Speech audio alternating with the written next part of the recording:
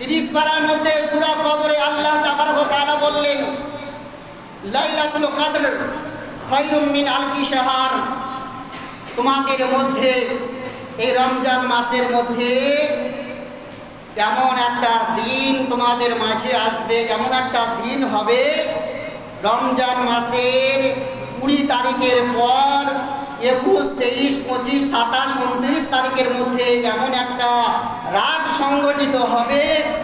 কোনো ব্যক্তির তাকদিরে, কোনো ব্যক্তির নাসিবে যদি ওই শবে কদর যদি লোভে যায়, তো আল্লাহর কোরআন সাক্ষ্য দিলেন হাজার হাজার মাস ইবাদত করলে যত নেকি সঞ্চয় হবে, হাজার হাজার মাস ইবাদত করলে তার নামায় আমালের মধ্যে যত নেকি লিপিবদ্ধ হবে,